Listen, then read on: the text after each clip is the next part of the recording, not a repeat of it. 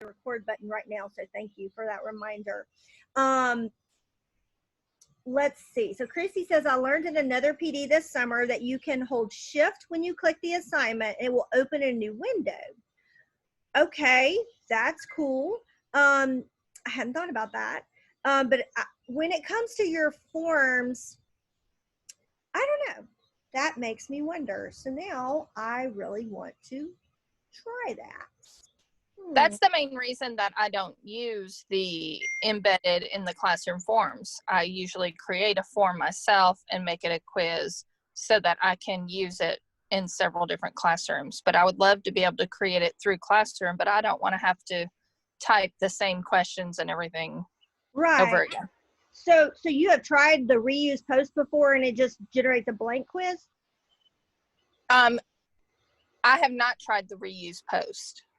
I haven't either. So I'm just going to say I'm not 100% sure on that. And because in most of my practice classrooms, I don't know that I have a lot of, I'd have to dig to find a quiz that I created using Quiz Assignment. So, does the quiz save to your Google Drive? It does, but there's a difference.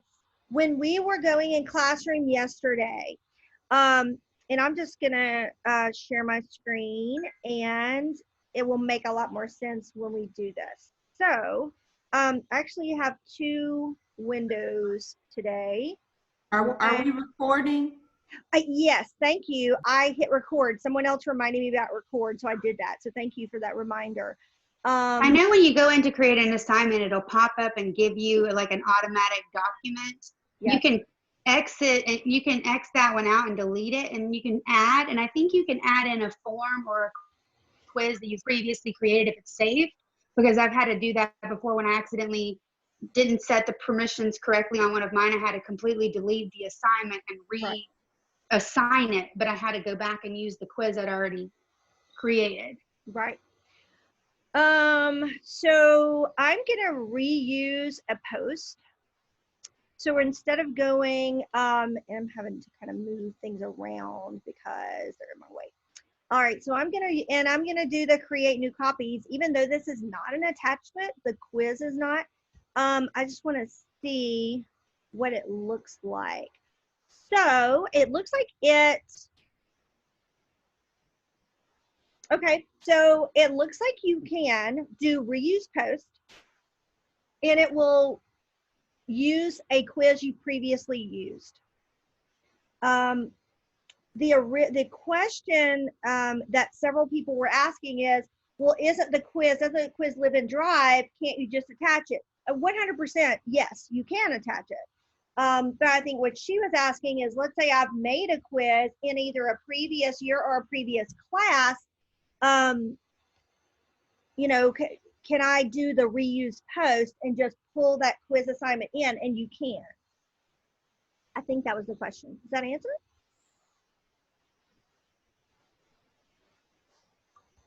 The other thing that I will tell you that I think is interesting, and I don't know how many of you teach multiple groups of kids. For example, I'm a high school teacher. So I would have, you know, first period, second period, third period. Even our upper elementary, many of you are in teams and you'll have classes rotate to you. Maybe you just teach social studies and science, but you have 3 different classes that come to you, Miss Smith's homeroom, Miss Jones' homeroom, whatever. One tip that I've given to people before is that if I'm going to use this same quiz, what is going to happen is that all of the results from every single class will be dumped into a spreadsheet. The problem with that is that when I'm ready to put them in the grade book, I can sort them alphabetically, but it is every single kid. And depending on how you have to put things in your grade book, that may be sort of inconvenient. So sometimes I tell people to create multiple copies of quizzes so that you have one quiz that's for Miss Jones's class, one for Miss Smith's class. The other option is that in your forms, when you're creating the quiz, in what I call the demographics section, remember I talked about sectioning off the test. When you ask student name, you could also ask homeroom teacher or class period. So what you could do then is you could first sort your sheet by period or homeroom, and then copy and paste those into separate worksheets, then alphabetize them. And it's much easier to take that information and then put it into your grade book. So like I'm always thinking what is going to be the easiest on me in the end. So rather than creating multiple copies of a quiz, they all take the same one. I've got it shuffling their questions so they can't cheat as easily. But then I don't have to recreate all these quizzes. What I do have to do though on the back end is do a little bit of additional sorting with all the results. So I'm looking in the chat. Let's see, Vincent said he's been working with Schoology. Yeah, definitely interested in that. Just as a side note, Schoology does allow you to create a free account if any of you are interested in kind of playing around with that and seeing what it offers. Let's see, Shay said, I share a master classroom with 2 teachers I co-plan with so we can sort assignments that we like and share assignments from our classroom. That is a super smart idea. That is what we did with Technology in Motion starting this summer. We have this atm.us domain, and we'll be building all of our Google Classrooms in it for that very reason, so that we can share assignments. Does the quiz save in your Google Drive? Yes. Masterclass, Heather says Masterclass is the smartest thing to do. And all they're saying is they're going to create a class, just like we created, you can create any classroom, and they call it Master, I guess. And essentially, everything, all the assignments, all the files, everything can be dumped in there, and then they can just reuse them into all their other classes. Is that correct? Those of you that are talking about the master class? Yeah, okay. So yeah, and it helps you not have to like go back and search and everything because it's kind of all in one place. So that's a smart idea. Those are the kind of tips I'm talking about. I mean, because we were like, hadn't we thought about that? Is there a way to move the attachment order? That is a great, yeah. You know, it should be, but I don't think there is. I think once you put them there, that's the order they're in. Other than deleting them and reattaching them, I don't know that there is a way to navigate that order. Yeah, that was the only solution I had come up with. Because sometimes you like things to go in a start easy, a little more difficult, and and you have to plan that out beforehand before you start attaching. Yeah, that's a good point. I hadn't thought about that, but yes, a lot of times, I know a lot of teachers that will do kind of a weekly assignment, and it's one big assignment with everything attached for the week. So that's when that order would be very significant. So yeah, that makes sense. I have a trick for that. If Okay. you create your assignments in Google Slides and then use the hyperlink in Slides, you can actually hyperlink to a document or any other content, and that way you have control over moving those slides around in order. So I do mine a week at a time, and they have a day, one slide is for that day, and all of the things they need to accomplish in that day are on that slide hyperlinked in some way.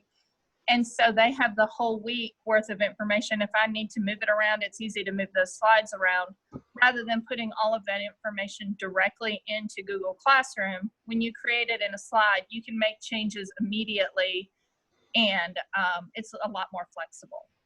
I like that. That's a great point. And I just recently did a webinar on HyperDocs, and that's, that's its own workshop. But if you just, if you've got a few hours, if you just look up HyperDocs in Pinterest, my brain went away. You can find so many slideshows and documents that basically do that. That's a creative way to package your content, and it just basically links all of the information for your students in one location. So yeah, then I have the opportunity to move around those slides. I'm just grabbing this one as an example. This one is on inquiry, and if you're looking at that, and you just everything, it's got so many clickable opportunities in it. So there's my video that we can watch, and then it talks about what is our purpose, and then there's hyperlinked items there. Everything takes them to something, so they have an opportunity to share, and there's an inquiry focus area, and there's more videos. So everything there is packaged and linked into that slideshow. So I would say definitely. That is a great tip. All right, let's see, hold on. When you're in the middle of a meeting, that's when everybody contacts you about something. So let me close that and get into our slideshow for today.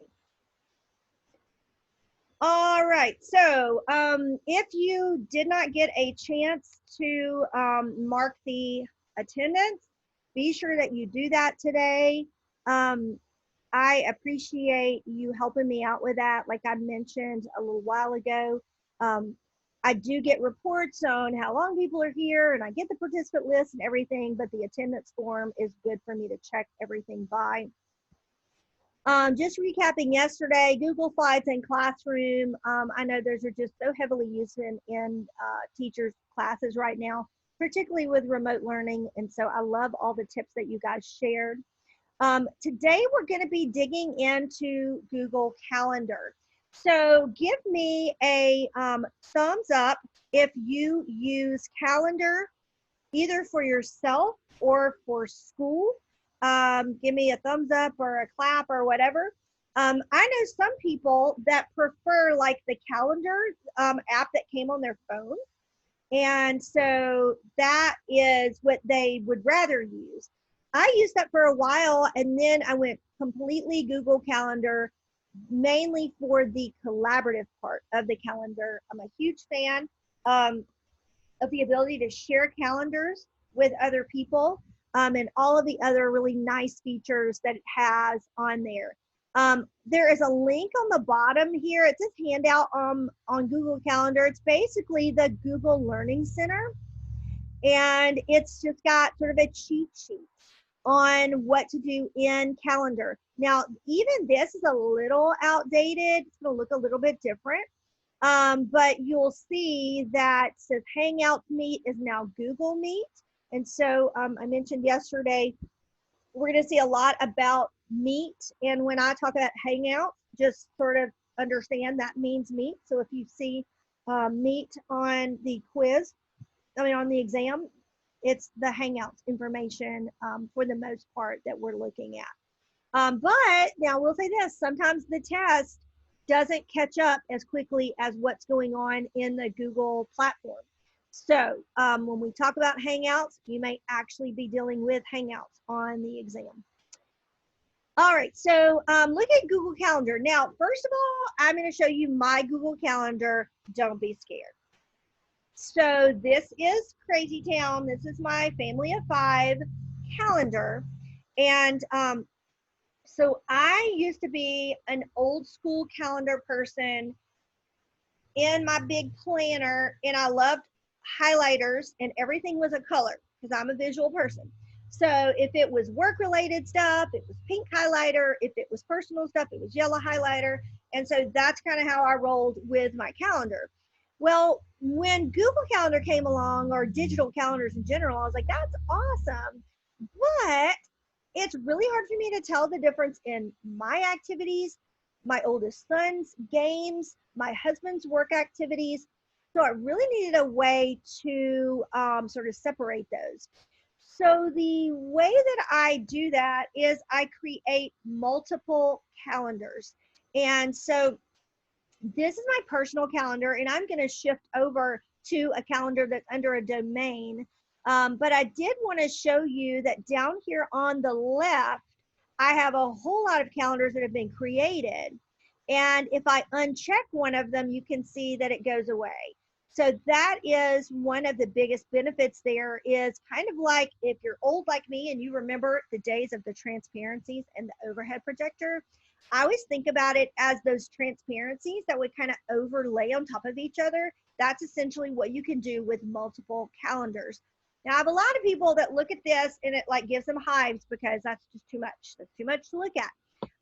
And so, but for me, I need everything right there so I can see in color what's going on. So the blue is my husband, who is in grad school right now. And I have given him deadlines on his assignments because sometimes people need those. So he's got portfolio assignments that he's working on because they're going to be due on certain days. And so I've got all of those listed. I have like green is for my middle son. Green's his favorite color, so I just went with green. And my daughter Layla is the one in pink. And then I have my oldest son, and his work days are on there. And so you've got, you know, sort of a whole lot going on there, but I definitely love that feature to be able to have all those calendars kind of on top of one another. So I am going to shift gears and look at a domain calendar. So this is a calendar, a little bit cleaner, a little easier to see, that that is under my ATEM domain. So it's going to have the features that you would see in a school district calendar. And so first off, when you're looking at a calendar, keep in mind you have options for different views. I tend to like a month view just because I like to sort of see what's behind me and what's ahead. You might like a week view.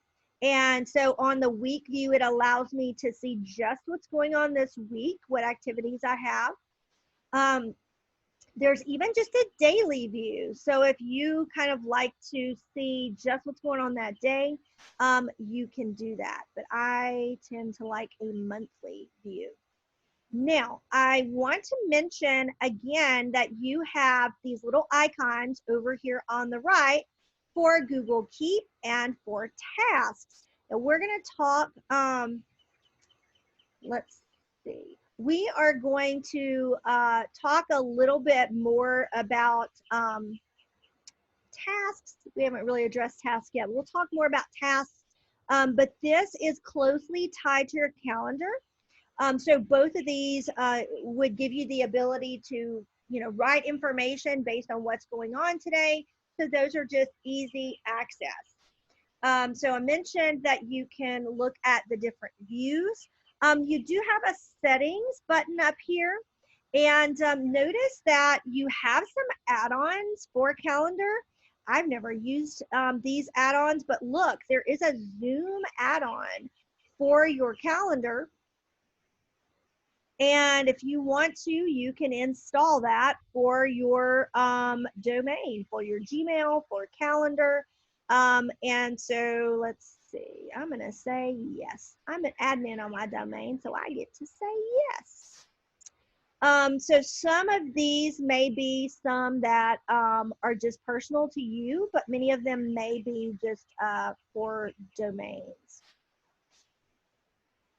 Other things there under setting, density and color, you may, and some of this depends on your admin, if you've been given the rights to do these things, but you can change a little bit of how it looks. Modern with white text, classic with black text.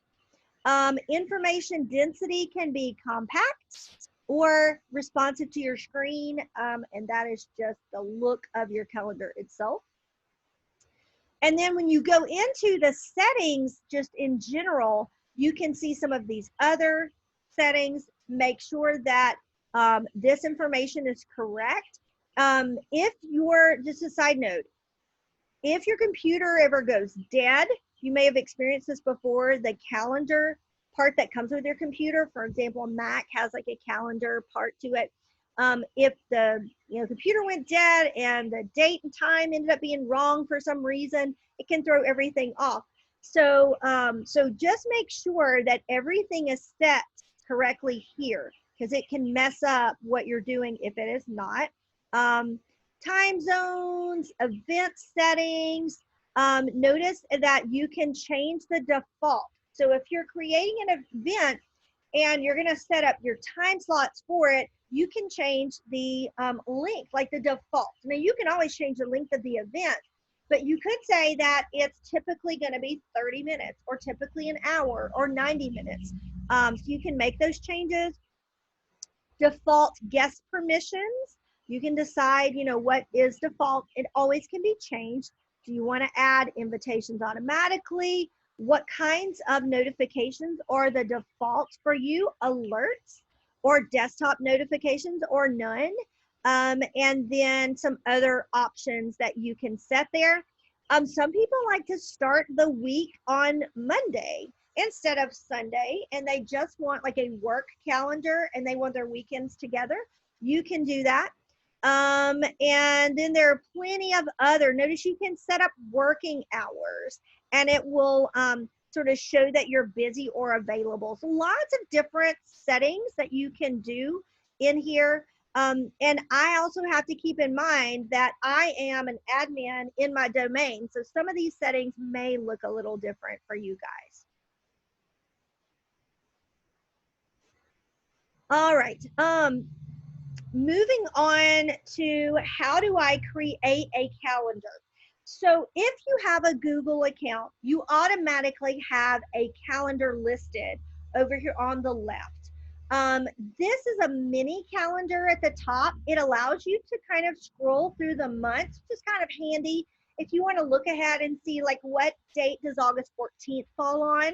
It allows you to do that, but it's going to default to today. This is new. You have a Google Meet set up. So if I wanted to do a Google Meet with someone, I can, set this up. And looks like my calendar cannot be shown, I guess, because I'm not sharing a calendar with, let's see. And so I guess it would depend on if I have somebody sharing a calendar with me. That's a new feature. So I haven't played with that. But here under my calendars, this is going to list the one that came with my account. So your school sets up a Gmail for you, you'll have that calendar set up for you. Excuse me. So you can go into any calendar that's listed under my calendars.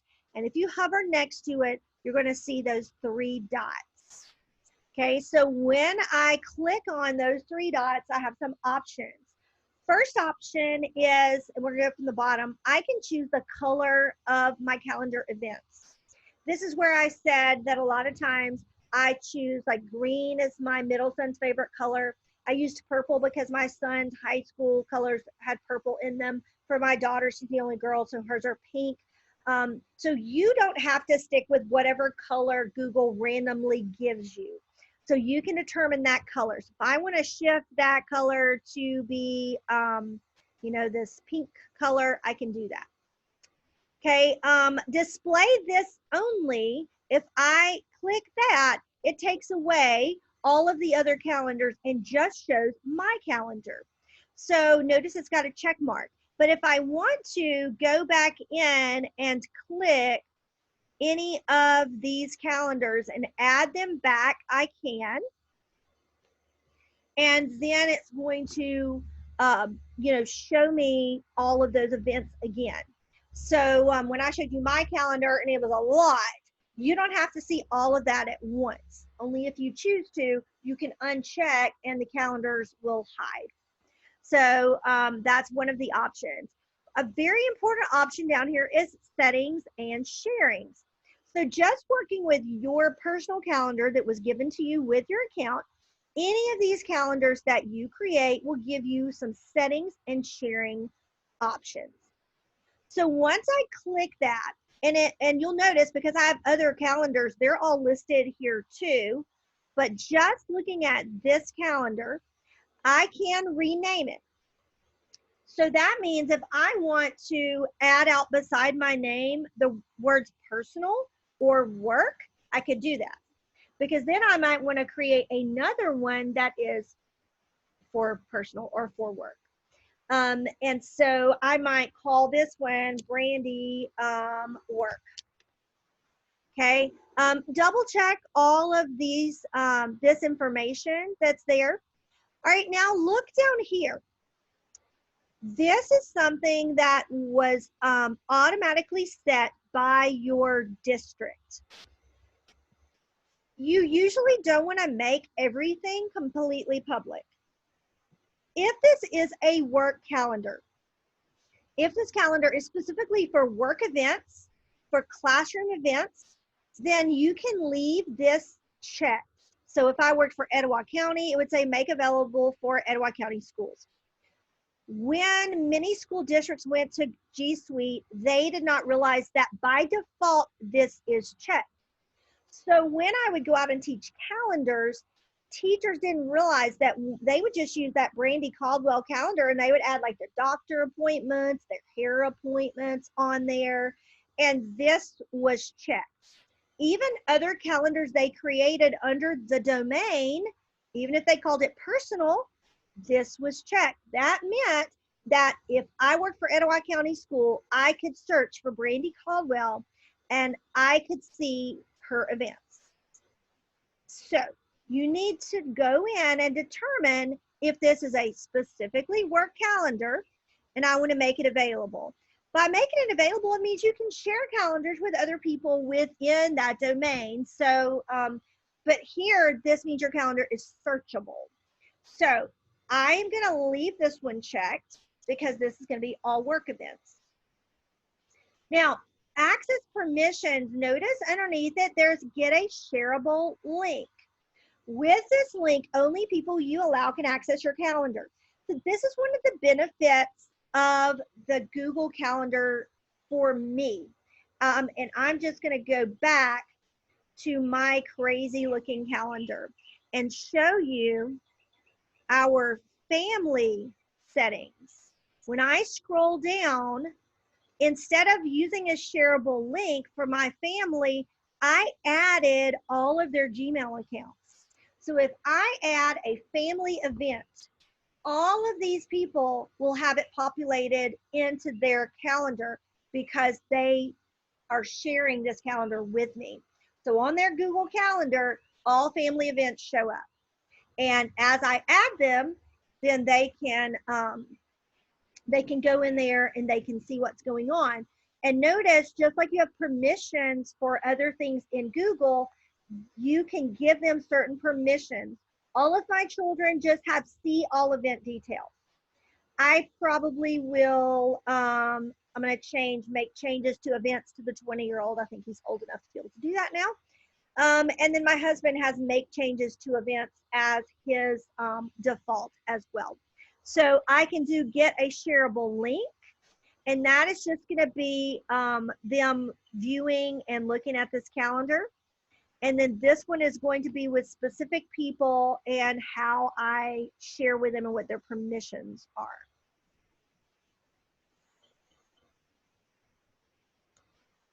So I can send that link in an email and they would have access to my calendar. And there is the share with specific people. I can just say add people, and then it's going to give me opportunities to add some people to this calendar. Event notifications. Receive notifications for events in this calendar. How do you want to receive them? An email or a notification? Email obviously is going to send me an email telling me this is happening. A notification is typically like a desktop notification. Now I have somebody ask this every time. They said, does that mean if I don't have Google opened, if I don't have Chrome opened at all, that it'll show me the notification on my desktop? No. Only if you have Chrome open will you get those notifications, I'm pretty sure. What you can do though is if you have the Google Calendar app on your device, you'll get notifications on your device from those events. So if you like the notifications, which I do, I constantly need something telling me what's coming up. You can set those and you can decide if I want them to be 10 minutes before the event, a whole day before the event. Let me show you the one day. Let's see, one day before the event. Now I have to go in a lot of times and manipulate that notification, because if I say one day before the event, it will sometimes notify me at like 12 a.m. and I don't want that. So anyway, definitely something that you want to check on your notifications. And so you have other notifications, you know, how you want those to go in. And then down here are some other things that allow you to share your calendar. I manage the website for Technology in Motion. And so sometimes you can use this public URL to add a calendar to a website, or the embeddable code for that. But let me just show you, if I copy this link and I paste it in here, this is what my calendar would look like if I sent it to parents. So this is one thing that I encourage people to do. And notice that they are only seeing that one work calendar. They're not seeing the other calendar that I have shared here.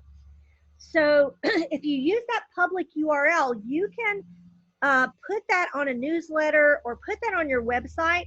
And as field trips and things are coming up, parents get access to this website calendar, and they can click back and forth through the days, and they're not going to see your other calendars and your other events. So you could send out class calendars that way, and as you make changes, they're in real time. So I can tell my parents in a remind message, go check the calendar. And if they've been given the link one time, every change you make, they will see. And so where I found that was under settings and sharing, and I scroll past, and I use the public URL to this calendar. Okay, and last but not least, delete. So if I want to get rid of a calendar because I'm not using it anymore, I can do that. Another point I wanted to make is that as you look down here, any Google class that I have created is showing up under my calendars. Google automatically makes a calendar associated with your class. So when you see that, don't freak out that it's listed there. You can just hide it if you want to hide it from your main calendar. All right, so so how do I create a brand new calendar? So down here, I have the option to add other calendars. So if I want to subscribe to a calendar, like if someone has sent me a link to their calendar, I can subscribe. If they send me an email invitation, it's mainly just click on that invitation and accept their calendar. But I can subscribe to a calendar, and notice how I said I could search for people, okay? There's Courtney Hamilton's email address. And so if I click on this, it didn't let me have, I'm sorry, it lets me have access to her calendar just because she's in the domain. So keep in mind, if you don't want people to be able to search and just subscribe to your calendar, you need to uncheck that box. So I'll be sure to delete Courtney's calendar from my calendars. Let's see, also down here where this plus sign is versus other calendars, I can create a new calendar, which we're going to do. Can browse resources or calendars of interest. So when you click that, look at some of the calendars you can have. You can have Christian holidays, Jewish holidays, Muslim holidays, regional holidays. And so you can click there, you know, what holidays do you want? And it will auto-populate those holidays for you. And then if you're a fan of like NFL football, it will put an NFL football on there. So a lot of really cool calendars. And you can be very specific of your favorite teams and even cricket, I guess, if you're interested. But lots of other things, even the phases of the moon. So if you do teach the moon phases, that might be a cool calendar to add. So I'm going to go back here to the bottom and I'm going to choose that plus and I'm going to say create new calendar. So when I do that, it gives me a chance to name it. So let's say I'm going to call this one Brandy's personal stuff. Okay, and create calendar. So I am making a calendar that's going to include haircuts, doctor's appointments. Don't forget to pick the kids up. Separate from my work calendar. And I always advise people to do that, to do a separate calendar. So I've created that new calendar. Did I actually create that calendar? Yep, there it is. Okay, so once I've created that calendar, it's in my list. And I'm going to go over here to the 3 dots. And I'm going to do settings and sharing. Scroll down. I do not want to make it available to my domain because it's going to be personal stuff. Okay, and I may want to share this calendar with someone, so I can do that. And then I can edit all of these other things. So I'm going to just go back. And now I'm ready to create an event on my calendar. So we've created a calendar that's separate from the one that came with your domain. And now I'm going to add an event. So there's 2 ways you can do it. You can click create and it opens up this little quick add option. Or I can double click, I'm sorry, did that too fast. Or I can click once in a date box. It opens that same, what I call a quick add entry box. So in this quick add entry, I have several options. I can give it a title and a time. So it's going to be field trip. Okay, I have a choice. It's an event, which is what most of the things are. You can create like an out of office type event, a reminder, or a task. Remember, so we're going to talk about tasks. So here I can create a task and it's going to live in 2 places, or appointment slots, and we'll look at that later. So here it's already said what date it's on. I can add a time. Now I want you to notice that on my calendar I have some things that are a full strip of color and some things that are just text. If I assign a time to something, then it is going to be just that text. If it is going to be an all-day event, and I don't assign a time to it, it'll be a strip of color.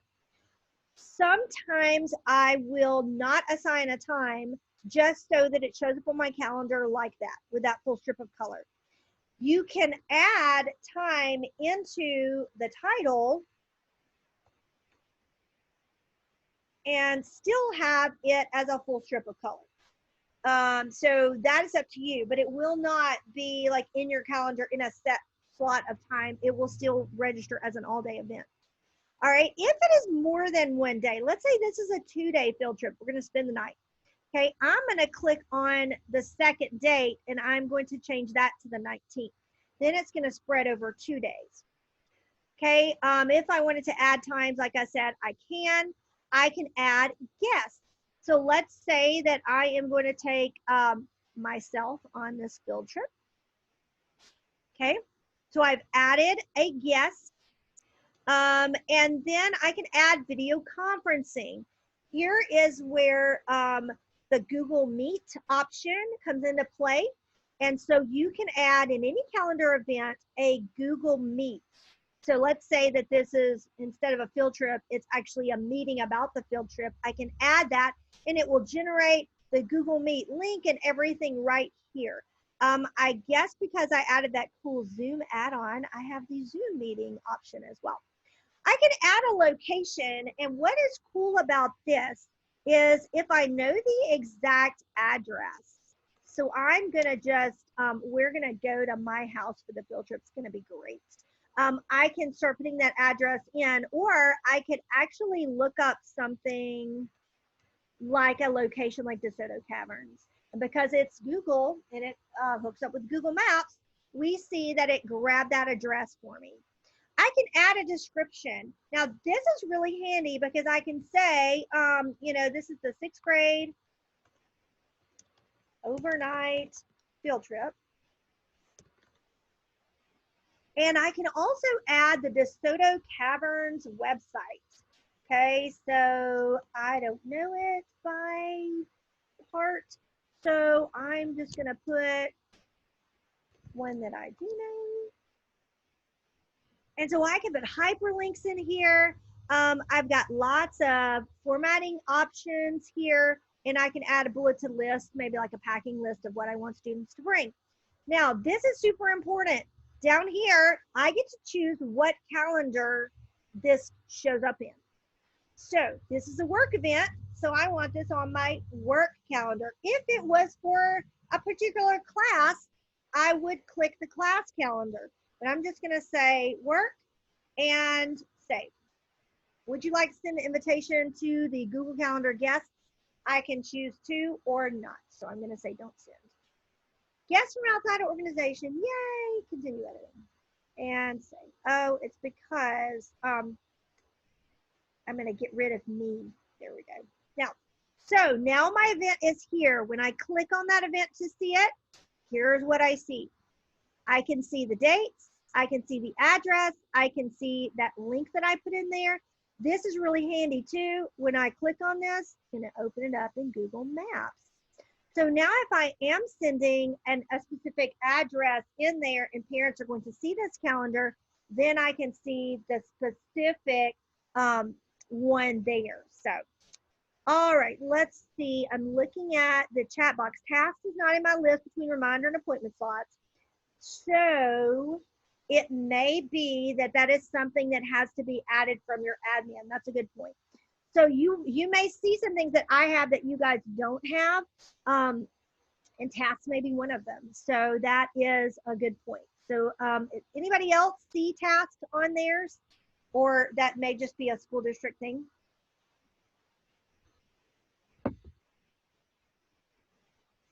All right, so I want to mention that was just a quick ad.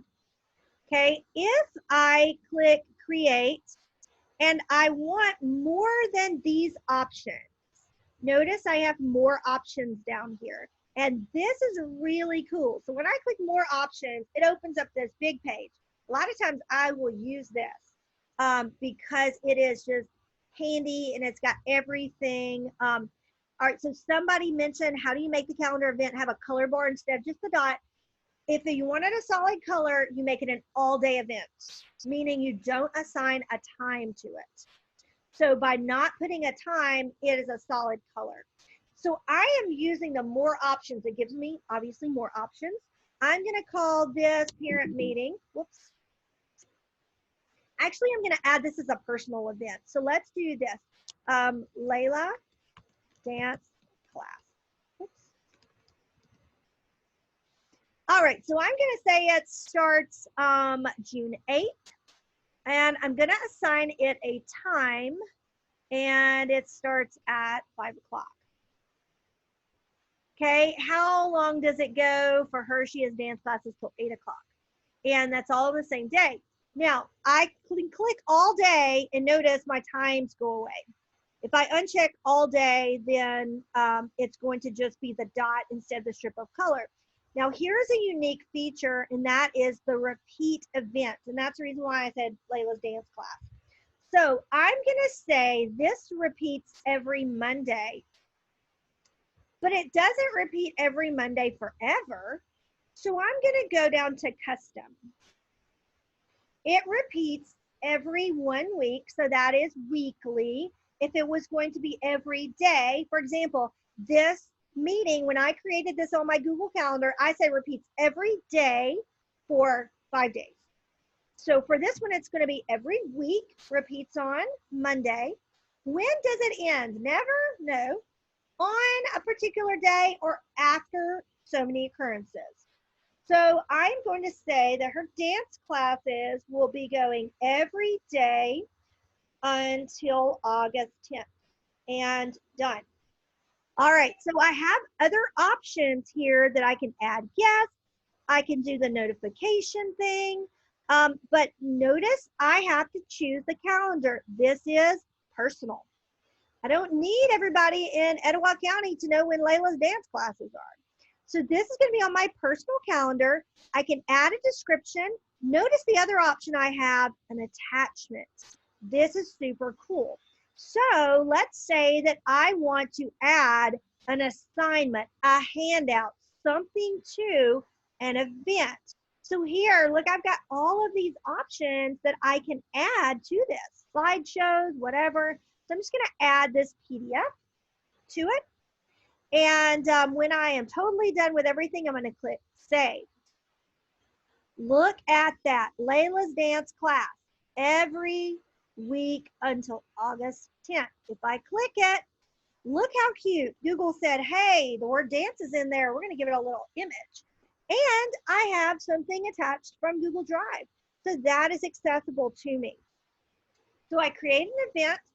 I said it repeated. I told it how long it repeats. Because I assigned it a specific time, it has a dot rather than a strip of color.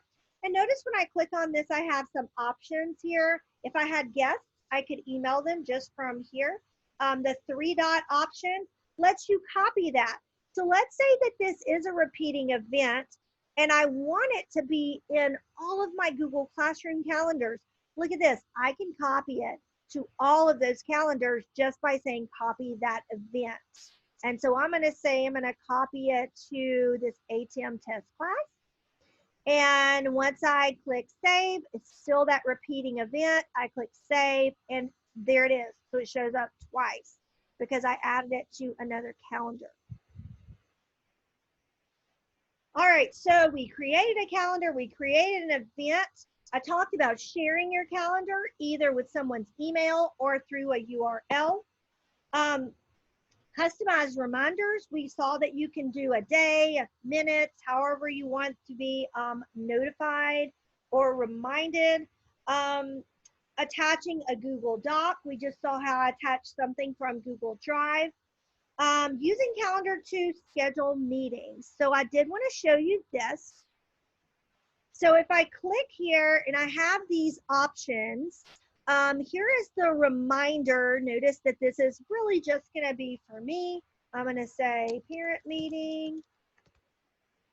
And I've got it set, doesn't repeat. It's going to be an all day and I'm going to click save. So there's that reminder feature. Notice it's got the little finger with the ribbon. But if I want to do an appointment slot, this is a feature that you're only going to see on your domain, not your personal calendar, which is why I had to go with my domain calendar.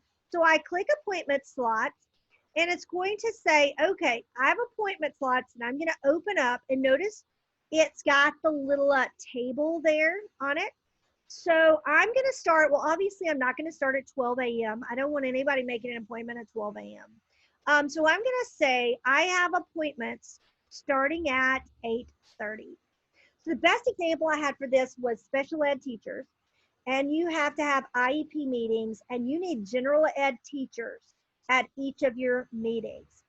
So you can say appointment slots and they're going to start at 8:30. And they're going to go to 1:30. But they're going to go all in the same day. So June 11th to June 11th, starting at 8:30. How long are these slots? Is it one single slot or is it slots with a certain duration? So I'm going to say, and instead of using the arrows, I'm just going to type in 60-minute slots.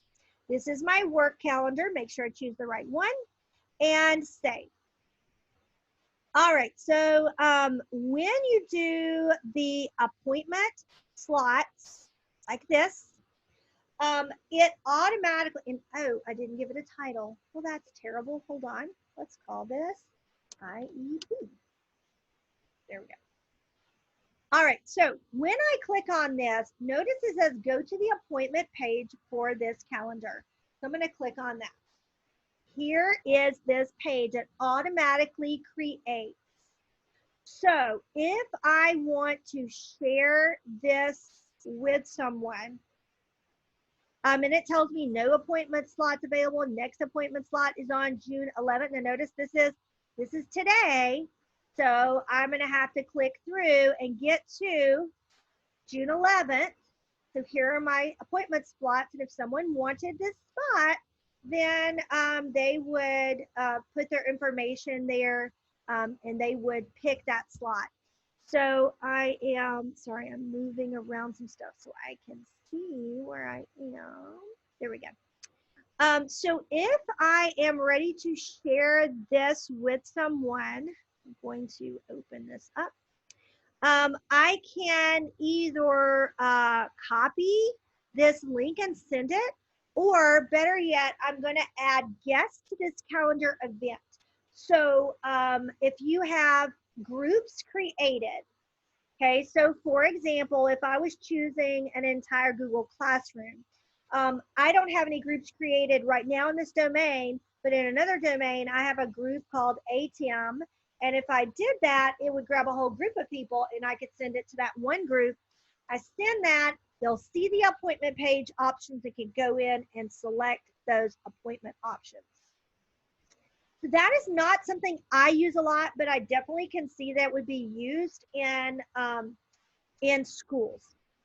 I think that is it regarding calendars. Any specific questions? If I share with principals, can they delete someone after appointment has been set? I don't know if you mean can they delete someone that was invited to it. I think essentially that appointment slot section would fill up so people would see appointments that are no longer available, if that answers your question. All right. Hey, so, Brandy. yeah. In the little thing when they're booking an appointment, would you recommend that they type their, like if they were coming for a specific child, that they put the child's name and description, or should they replace the what? Because right now, like on mine, it says what, and in parentheses, it has my name in parentheses.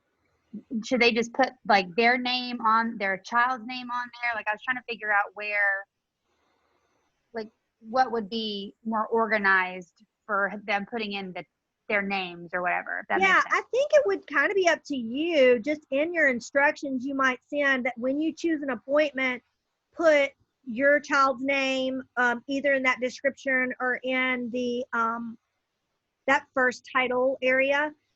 So yeah, I think it's just going to be up to you. Like I said, I don't use this a lot. I do know that on the exam, it will say create appointment slots. And so mostly you're just dealing with the creation of it.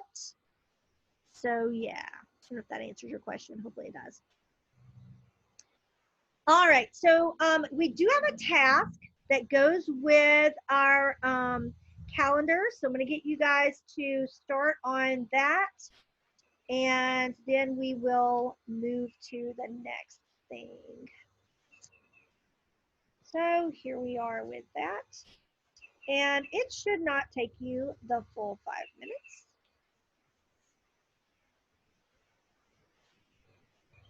Time for a restroom break too, if you need it. Also, if you have trouble creating an event with my name because I'm not in your domain, don't stress about it. You can add someone else that won't mind if you test them out with a event. And where it says information for Google Hangout, Google Meet. All right, I'm gonna step away for just a minute.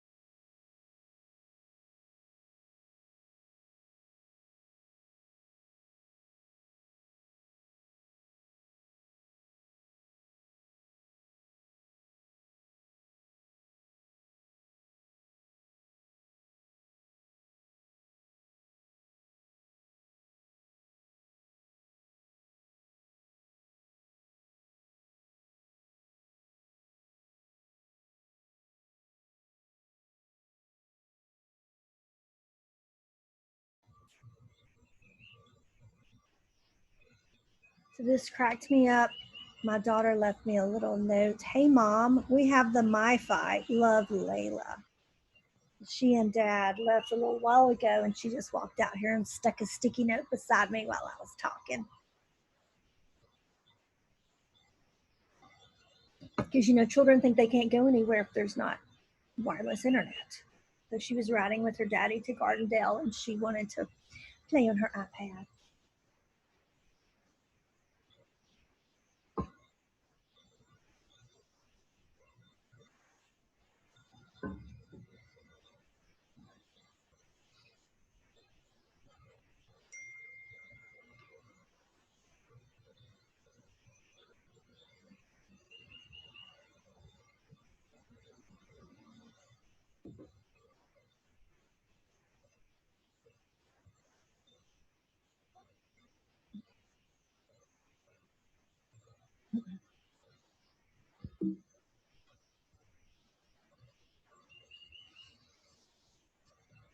All right, so I have probably spent more time on calendar than I should.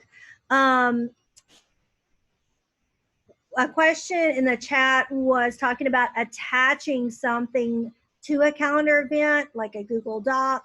Anywhere you go into this more options, you have the paper clip down here. So when you click on that paper clip, and that's only when you open up to those more options, you can attach pretty much anything like a Google document into your calendar event. So that is something that definitely you will have to do on the exam, is attach something to an event.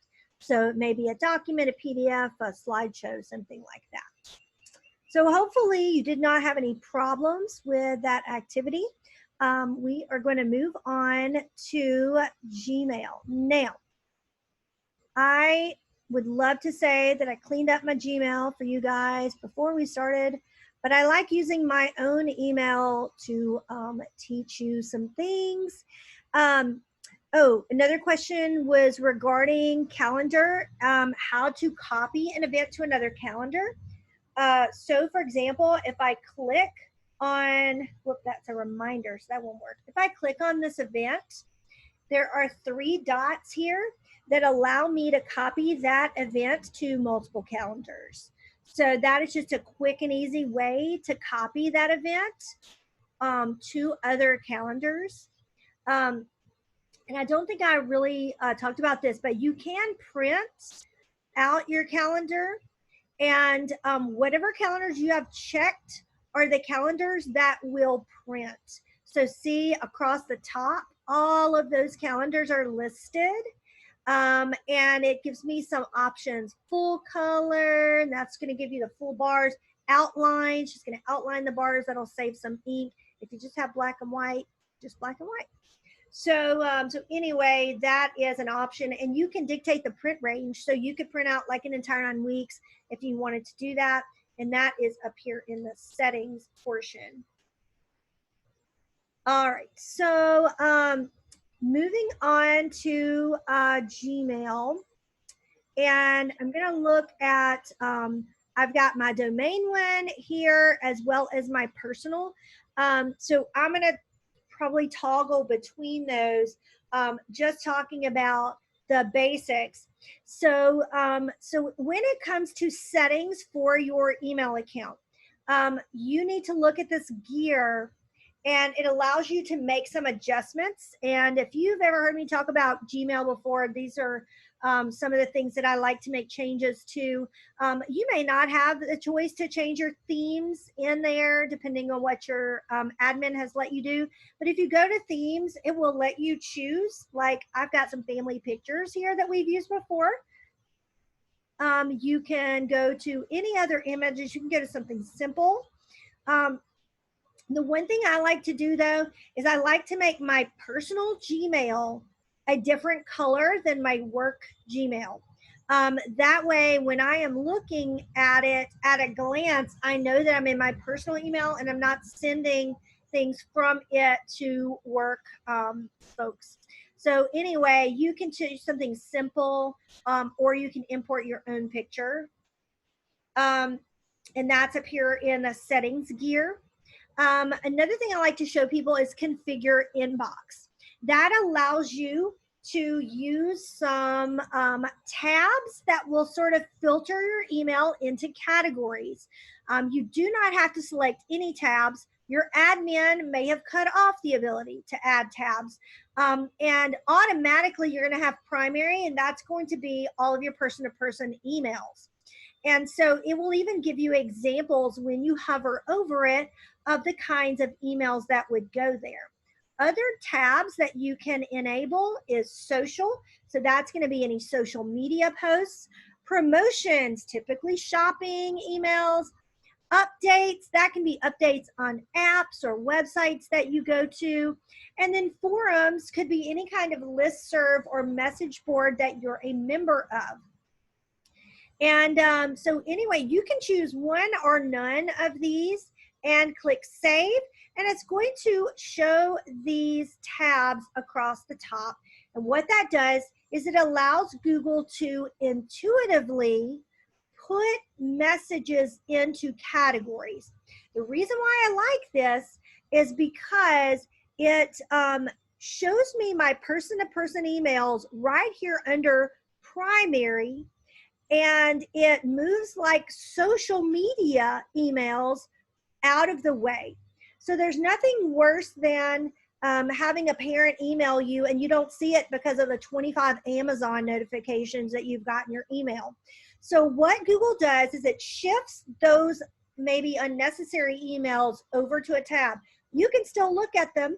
And if you notice, I've got this number up here. It tells me there are 6 new messages in that tab. That's not 6 new total. That is 6 new since the last time that I opened that tab. They'll all be marked as new, and then that will go away. So notice when I clicked social, I had that number. Now I don't, because I have recently checked that tab. Doesn't mean that I read the emails. It just means I glanced at them and decided I could read them later. And then I've got updates here as well, 13 new. And so I can go through there and I can look at those. So I like the tabs. If for some reason Gmail puts an email somewhere and you need that to go over to primary, okay, so for example, where I have a shared calendar, maybe I don't want that to just be an updates. I can click that and drag it to a different tab. And so it will ask down here at the bottom, do I want to do this for future messages from this person? And it went away, but I would say yes. So that allows me to kind of dictate a little bit as to what messages go there. Now keep in mind, this is just if you want to use it. It's a great way to help filter your messages. And I like it personally for email house cleaning. If you just add one tab like promotions, it'll chunk all of your shopping type emails in one place. And if I want to, and I'm going to go ahead and do this with social, because typically I don't need all these notifications, I can go up here at the top and I can select, and it will select all of those emails. Embarrassingly 248. And I can hit the trash can, and it feels like I have just like cleaned my house. That just does 50 at a time. If I want to select all of them, I can do that and then hit the trash can. Are you sure you want to get rid of all of them? Yes. Get rid of all of those messages. So it is a quick and easy way to bulk clean out your email by shifting a lot of those emails that you don't need into one place and then deleting the ones that you don't want. So that can be found in the configure inbox. All right, so I'm going to go to this other email that's going to look more like yours and talk about the menu options over here on the side. One thing we want to look at is starred. So starred is going to mean these are important emails. So if I click and I star some of these emails, when I go over here, they're going to show up as a starred email. So like bookmarking an email as important. The next thing we want to look at are labels. So I used to be a Microsoft Outlook girl, and I loved folders and the organization. I know you can't tell it now, but I liked the organization of that email system. Here you don't have folders, you have labels. Okay, so if I go down here under inbox, I have a lot of different options, and I actually chose more. And that lets me see everything down here.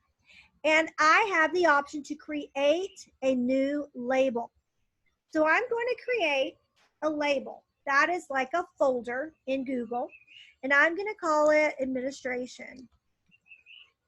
Okay. I have a choice to nest that label under other labels if I want to. I'm going to click create. So I now have a label up here called administration. So any email I get from my administration, I want to go into that particular label. So what I'll do is I have a couple of options. I can click and open an email, and notice there is a label up here at the top. And I can choose my label. Where do I want it to go? Notice it's automatically going into updates if I have these tabs available. But I'm going to choose to put this one into administration. And then when I click back, then that one is automatically labeled. Is it labeled? Did I label it? No. Apply. That helps when you apply. Now I've got these labels up here at the top. Okay, so I open the email and I choose a label. The other thing you might want to do, because if you're like me and you like colors, over here in the 3 dots, I can choose the label color. I'm going to choose yellow. So now it is yellow, and look at it in the list. It is labeled yellow under administration. So the benefit to that, and it doesn't go away. This is a little different as opposed to folders. If I put it in a folder, it goes away from my view. When I add it to a label, it just means I can click that label and see everything under that label. So it is more like a filter rather than a folder. But anyway, labels are important. You can have multiple labels. And so once you've added one label, you can add another one just by choosing another label here. Okay, so when you have an open email, there's several things that you can do. You can label that email.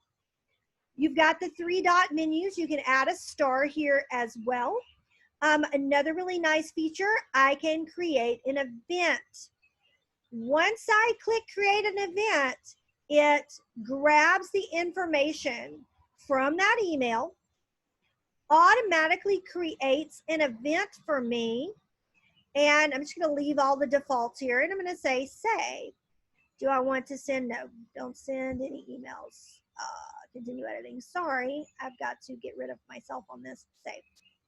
All right, so that saves that event, and if I click on it, notice that it has all of the information from that email associated with the event, which is kind of cool. And it allows me to have all the information quickly added to a calendar right there from my email. Okay, so that is on the 3 stars. Over here, I have the option to move something into a particular label. So just like we can label it, we can move it to a label. So if I chose to move it to administration, now it goes away. So I can label it and leave it, or I can say move to, and it sends it to a particular place. All right, so I've got these two, and the next thing is add to tasks. So the reason why I have tasks as our next thing is because it's so closely related to email. I had a principal, was the first person who showed me about tasks. She said, this is my favorite tool. What happened is all I say is add to tasks. It automatically creates something on my list of tasks with the link to the email itself. Now I can manually add a task here as well, you know, pick up kids at 4. And that one is good to go. Or I have this one that is attached to an email. The benefit to this is, let's say I got some emails in, and one email was Henry's mom and I need to respond to it, but it is lunch and I don't have time to respond to it. I can quickly add it to tasks. Then when I open my task list, it's a reminder, oh yeah, I need to respond to that email. Where the heck is that email? Boom. All I do is click on it and it will automatically open that email associated with that task. When I'm done with that task, I just check it off. Love checking off a list. Okay, so that is available for you at the top of an open email. You have a snooze. Okay, snooze is another feature I really, really like. If I want to snooze that, I can say snooze this till tomorrow at 8 a.m. What it's going to do is it is going to hide that email, and tomorrow at 8 a.m. it's going to pop back in as an unread email. And for me, that's a huge reminder, because if it's at the top of my email, it gets my attention.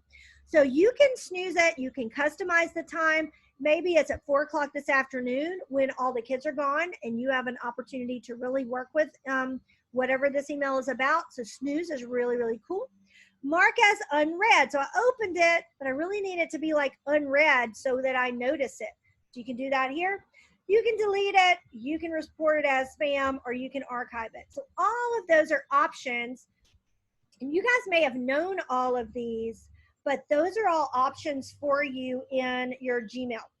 Okay, another thing that people forget is the search up here at the top. When I am ready to search, I can search, let's say I'm gonna search for Robert, anything associated with Robert, I can do that. It'll pop up some other things. From Robert, anytime, has an attachment to Robert. So lots of options there when I search. But also this little drop-down box lets me search my email in a lot of different ways. So don't forget, when you're searching, you can search, it has an attachment. The subject was lunch schedule. I don't remember when it was sent. So you can do that. You can also search things greater than a certain size. So if you see that your email is getting really full, you can go in there and get rid of a lot of emails that have these big attachments on them. So don't forget, you can search there. But also when you're searching, okay, you can search for a multitude of things. And I forget that I don't really have anything else in this email. But I've got lots of different ways that I can search and things that I can search for within my email search here. All right, Google Translate feature. And I'm gonna have to like refresh my memory on how to use Google Translate here. So let me see. This may not be a good one to use it on. Let's look. So when you have an open message, over on the far right with the 3 dots, you have even more options. You've probably used this before when you're ready to forward a message. And this is where you can use the translate message feature. And it will ask you, you know, what language do you want to translate it to? And let's say I want to translate it to French, and there you go. So you do have the option to translate the message. Let's see, I do not want to translate another message. Let's look at this one, back to the 3 dots. Now I mentioned labels, and labels are really like folders, and I shouldn't have interchangeably used it with filter. I don't use filters a lot, but you can create a filter. which means that you are going to filter messages like this based on whatever. So let's say I want messages from See Brandy Teach or to whomever. I can choose the subject with attachments or whatever, and I'm going to say create filter. Now this has to do with, I think, where someone just asked, can I automatically send things to a label? And so hopefully this will be the question that Amanda asked. So it would be to create a filter. When this message arrives, what do I want to do? Okay, do I want to star it? Now these are messages from Brandy, from See Brandy Teach. Do I want to forward it? Do I want to apply a label? And so I am going to have this a new label, and we call this personal. And create. So it's going to apply this label, and I'm going to create filter. Okay, so I have several of them from See Brandy Teach, and if I go to personal, so I guess what it's going to do is that from this point forward, any message coming from See Brandy Teach will automatically be applied to that filter. And it may be that I did not create, did I create filter, apply and create filter? Choose the label, sorry. There we go. So I have a filter set up. So from this point forward, everything that is from See Brandy Teach will automatically be labeled with personal. So that is the filter feature. Gmail Translate. Somebody said they don't have Translate as an option. Again, that may be an admin thing, but you will on the exam have that feature. Create a priority inbox. I think what that is talking about is when you are configuring your inbox. Now everything is primary or updates. I will double check my notes on that, on the priority inbox, because that is new on here. Open and download attachments. I'm not sure that I have any attachments actually in here. But I think most of you have probably figured out if you have an attachment that you can open and download your attachments in your email. Creating an email signature. Hopefully people have got email signatures. If you don't, we're going to go here into the settings, and you're going to go from the gear to the word settings, and it will allow you to create a signature. Okay, so if you're not with me, if you've got your email open, you're going to go to the gear and then to settings, and you can look across the top and see all of these different tabs. The first one is general, and this is going to dictate a whole lot with what you're doing. One thing I love is Smart Compose, and this will give you writing suggestions as you're composing an email. That's pretty handy. You can scroll down and see what other stuff you want. A lot of people don't even mess with this. And let's see, if we scroll down, we have the option to change your picture. If this is something the admin lets you have an option to do, you can change your little icon, your picture here. And now we have the ability to add a signature. So this is about 3/4 of the way down. You will find signature under general and settings. So I'm going to click create new. I'm going to name this signature. I'm going to call this Brandy Work signature. So you could have multiple signatures if you wanted to. And so this is going to be where I can add my signature. So I'm going to put Brandy Caldwell, ATEM Specialist, JSU, Go Gamecocks. All right, so I can go in here and make this extra fancy if I want to. There we go. I can make my name bold. I can change the color of my name. I can make the text a little bit larger. I can hyperlink. So that's really handy if you put the name of your school in there. I could put my email address down here as well. So I've got lots of options. It looks very much like what you would see in Google Docs. I can change this so that it is red. And so I also have the option to insert an image. So if you've ever seen people put their little level 1 Google Educator badge at the bottom, you can do that. If I click on that image, it's going to search through Drive, or it's going to allow me to upload an image. So if I have an image in Drive, I can add that. I will just put this one if it will fit. And that one is really, really large. So I'm gonna tell it to be small. There we go.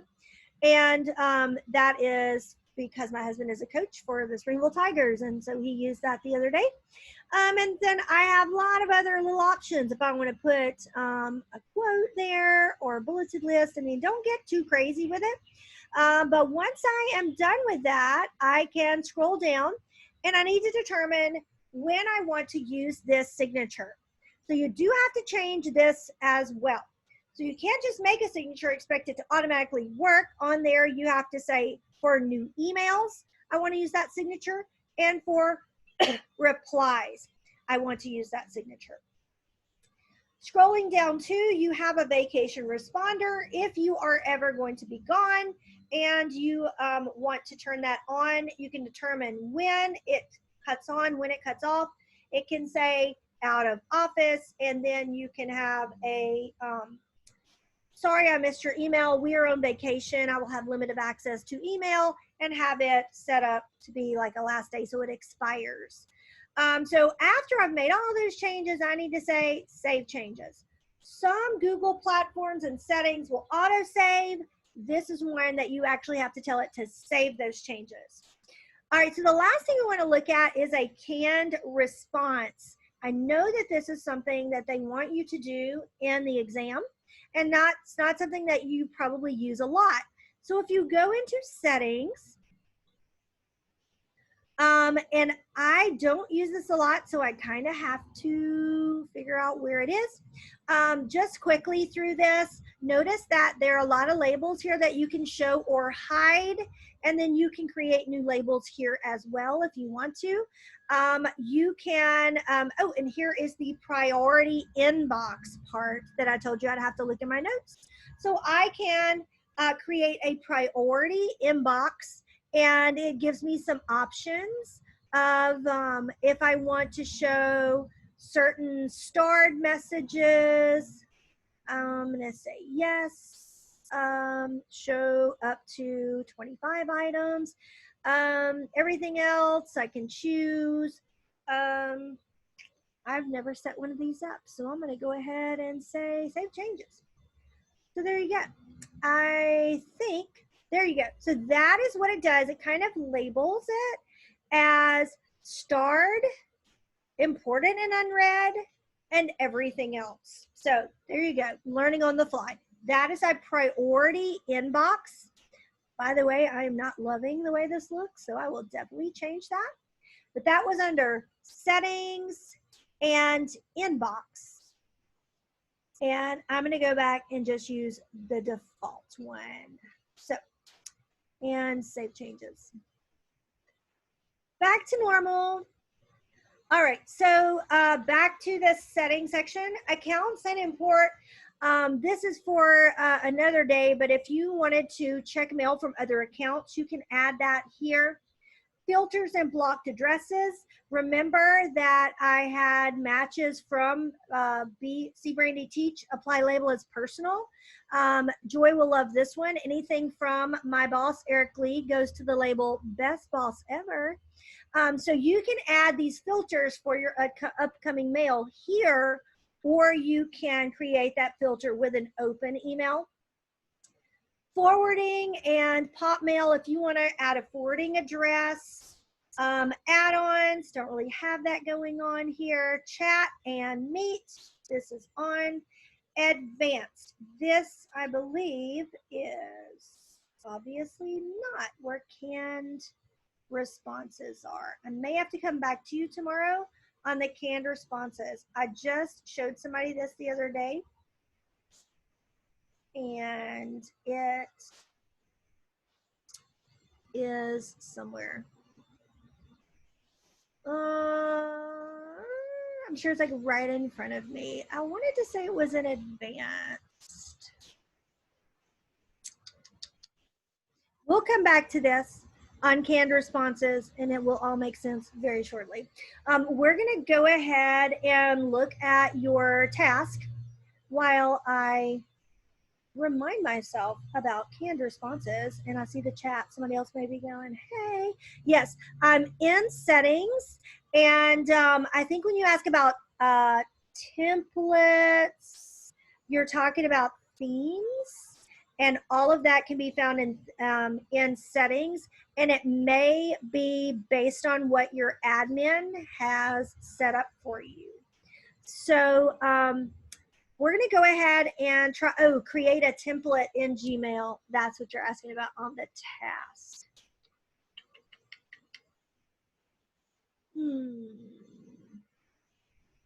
So that is in advance. Now I'm pretty sure that that is also where my canned responses are. So I'm going to look in my own email because that's what I'm used to working with. And see if that's where it is. So templates can be created through the More Options menu in the Compose toolbar. So when I click Compose, there is, and I have things in my way and I can't even see there we go. We moved that out of the way. When I go to Compose, there is a More Options, and this is, maybe that'll be helpful. Right there. So when it comes to templates, I have the option there with the 3 dots when I'm composing a Gmail.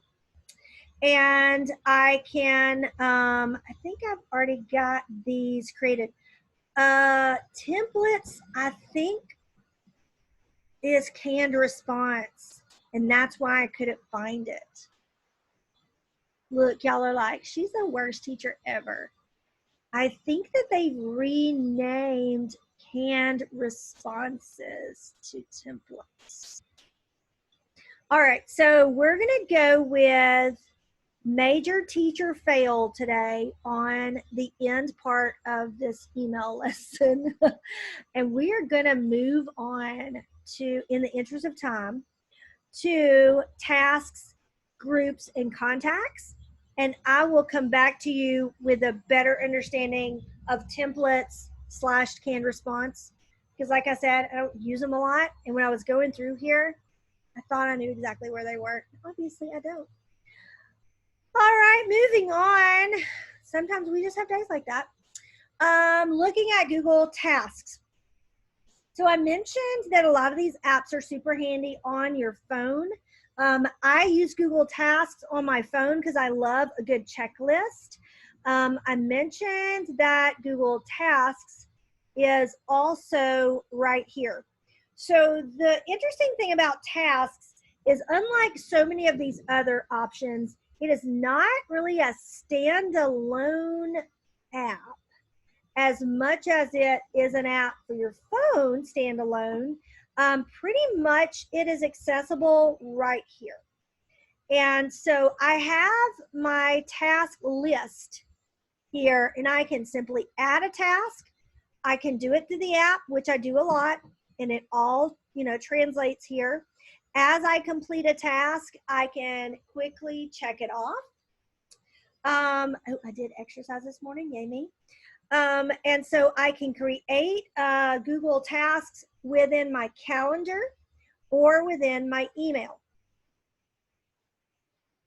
So like I mentioned before, if I have an email and I want to generate a task, all I do is click on an open email, that particular task, and it links the email to the task and puts it in my task list. All right, so next thing is I can do this for a calendar.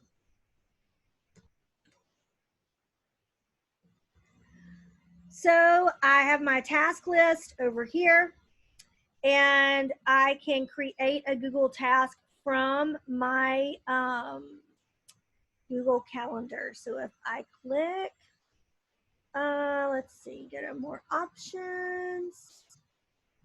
And I don't know if I have the task feature here.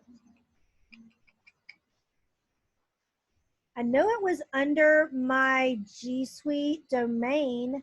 Some of you mentioned that you did not have tasks, but you will definitely, and this is my personal calendar, you will definitely have that option in your exam account. So when I go to calendar here, because we just looked at it, and I look at an event, I have the option when I create an event, to make it a task. So I can say lunch with Jimmy. I can add a description, and I can add it to my tasks, and I'm going to say save. So that is, if I click on it, it's in my task. I can mark it complete there, and I added it in, there it is. So it exists in my domain. It does not exist in my personal one. Due dates and notes to tasks. So basically when I am creating a task, I can simply write it right here. Whoops. And when I click on this pencil, I can add details. Konomi. I can add a date and time. It's going to be at 11. It's going to be at 7:30. It's not repeating, so I'm just going to leave that. And I said 11:30, right? I can add subtasks to that. You know, pick up milk. Okay, so when I'm done with that, I've got this, and I can click on it, and I can see everything else that goes with that particular task. And so that one is due dates, notes. Yep, that is tasks, short and sweet. I don't know if any of you are using tasks. There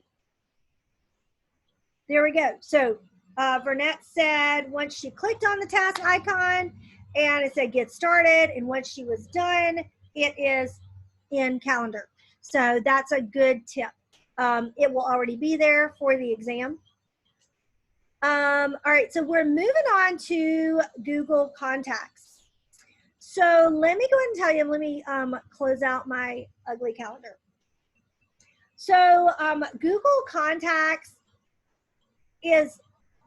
it needs to be updated. I'm just going to be real about it.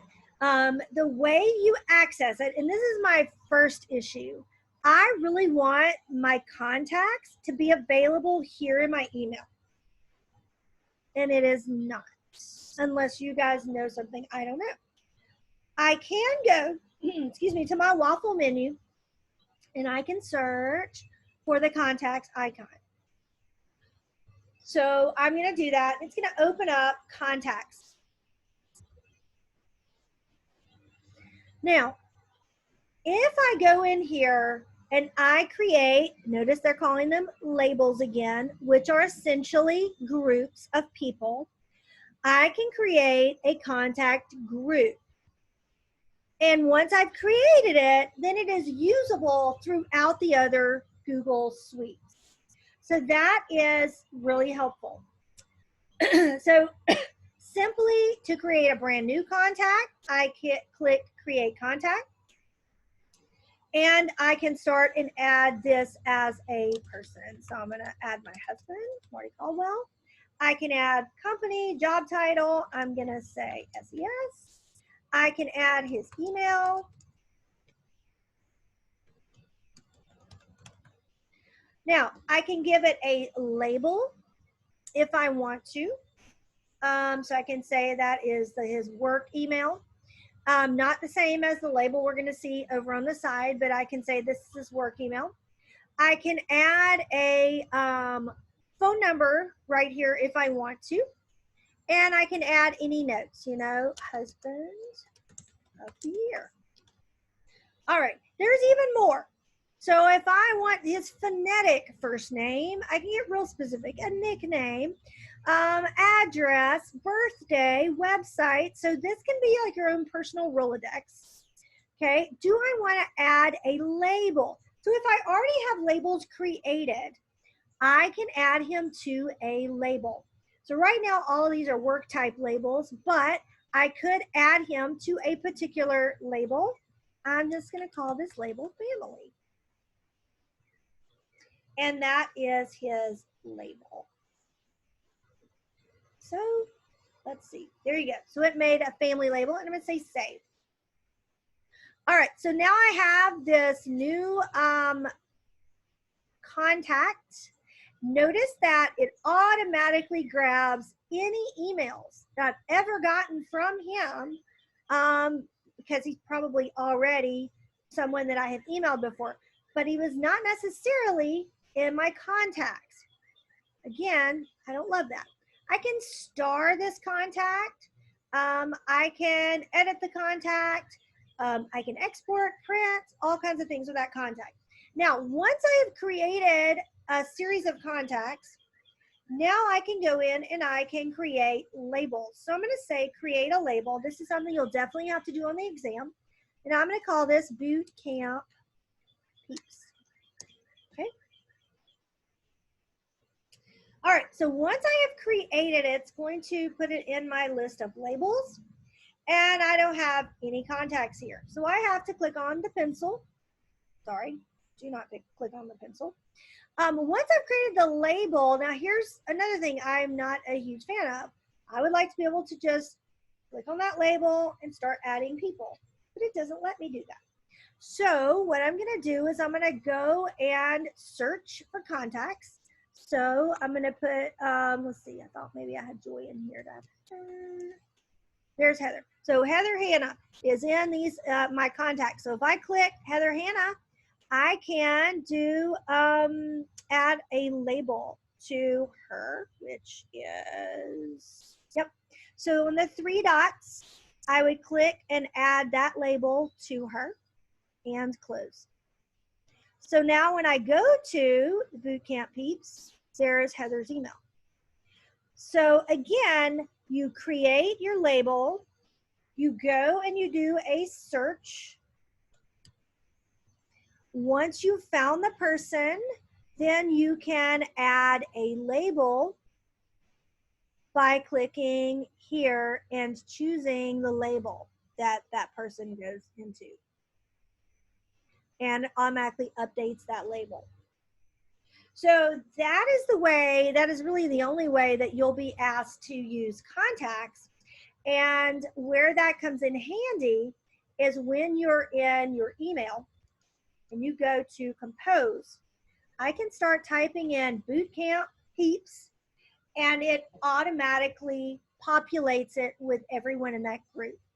So go into contacts, create your label, which is a group essentially, then search for certain people and add them to your label. All right, so that is Fast and Furious Google Contacts. All right, how do you drop a group of people in a label at one time? That is a great question. I believe that you can select multiple people at a time. Yes, so let's say that I just want to look at my list in general and I want to check some names of some people. All right, so without searching necessarily, I just go through there and I check several people, and that's just by hovering over them and clicking the check mark. Then I have these items show up. I can either merge all those contacts. Don't do that. I've done that before. It's a mistake. Unless you happen to have like 4 Eric Lees, which is very possible for me because he has multiple email addresses like I do. I may want to merge all of them. And there are, notice I have 17 that probably need to be merged based on this. Here's when I can manage labels and I can add all of those people into one label. So that was a great question. How do you add multiple people at once? On the exam, I think you're only gonna have to add like 2 or 3, but I have 5 selected there. When I clicked on, it did not work. Just kidding. So let me grab a few and label bootcamp peeps and apply. I always forget to do the apply part. Sorry about that. And now I go and there they are. So great question. Thank you so much. All right, we are right at 10:50 and we're jumping on to Google Groups. When it comes to Google Groups, it says be on the lookout for a Google Groups redesign. This is in desperate need of redesigning. This is one of those areas that they have not used very much in Google. And so if you scroll down, you may find Google Groups in your waffle.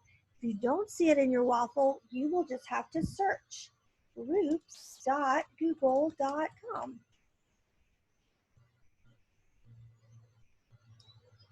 And here is Google Groups. Basically, there will be some questions about how Google Groups could be used in your classroom. Mainly understanding the kinds of Google Groups that you can have is going to be helpful. So if you actually look at the next slide on Google Groups, it gives you a detailed description of the types of groups, and this is important. Groups for discussion, like an email list and a collaborative inbox, a web forum, and a Q&A forum, and really just looking at the difference in those is going to help you answer some questions on the exam. So it's going to be asking, you know, why would you use a certain type of group? So the first thing you will need to know is how to create a Google group. It's really hard. You just click create group. All right, so you give it a group name. This is Boot Camp Level 1. Okay, it's going to, oh, it's already taken. Let's say JSU Summer. Very long. All right, so there's automatically an email address created for your group. bootcamp-level-1-ASU-summer@googlegroups.com. So technically, once this group is created, that is an email address that will be sent, and it sends to everybody in the group. You can give the group a description, determine the language. Now, this is crucial. You need to decide what type of group you are creating. Now, if you're not sure, when you click, it gives you those definitions that we have on that slide. Is this a web form? Is it an email list? Is it a collaborative inbox? And so once you've decided, you get to select what members can do. Select group of users, owners of the group, managers, all members. So, you know, who do I want involved and participating in this activity? All members of the group. Basic permissions. This is definitely something you'll see on the exam. Do I want anyone on the web to see this group, or is it just the members of the group? So keep in mind, if this is for a classroom, you have privacy issues to think about here. So who can see this? Just the members of the group. And then you've got the option for viewing topics. All members, anyone on the web, managers, you can determine that. Who gets to see posts and who can post to the group itself. And then who can join. And that's when you want to determine only invited users or anyone can ask to join. Okay, so I'm going to say only invited users. Okay, and once I am done with all of this, then I am going to say create. Yes, I'm not a robot.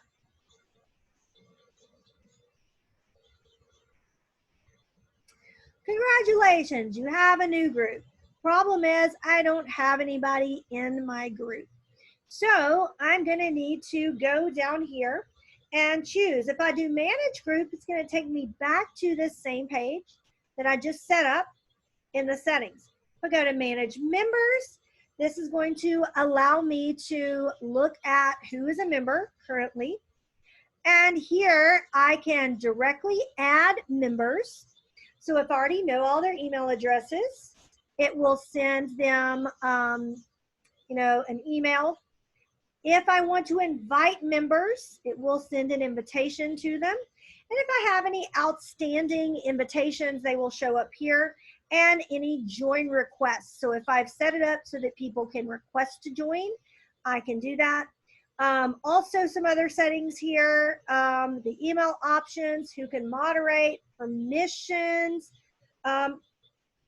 and this is back to the permission settings if you didn't get it right the first time in the management part of the group. So if I click over on the left, just that name of the group, then it's going to allow me to get back here to the settings. So, and as I go through and I add messages, they will appear right there in the bottom.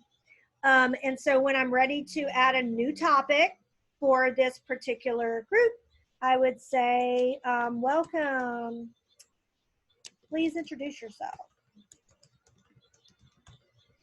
And so what when I'm ready for this to be posted to the group, and I'm having to try to get to the bottom of this, there we go. And I click post. So now it shows up as the first message down there at the bottom, and people can click on that message and they can respond. So Google Groups, kind of a dying thing with Google unless they redesign it, which they say that they are. And look at this and look at the different types of groups, and that's really going to kind of dictate how you answer the questions. All right, so rough teaching day. I told you about Zoom fatigue. I think I've already hit it. I will review for myself canned responses and templates so that I can give a very good explanation tomorrow morning about that. And we are like on the home stretch, just one more day. Units 9 and 10 for tonight. Be sure that you put any questions that you have in the question document in case there's something you want me to address, besides the fact that I didn't address two major things on here. And no task. Yeah, no task for groups or anything. We were supposed to have a task for Gmail, but it had to do with templates. And so I see Matoya has given me a heads up. It is under templates. So yeah, the canned responses and templates part, I will show you all of that first thing tomorrow. And you may find it yourself when you're just going through and figuring things out. So, so anyway, hopefully today wasn't totally confusing. And we will be back here first thing tomorrow for our last day. So thank you so much for being here today, and have a great rest of your day. Looks like the weather may cooperate with us today.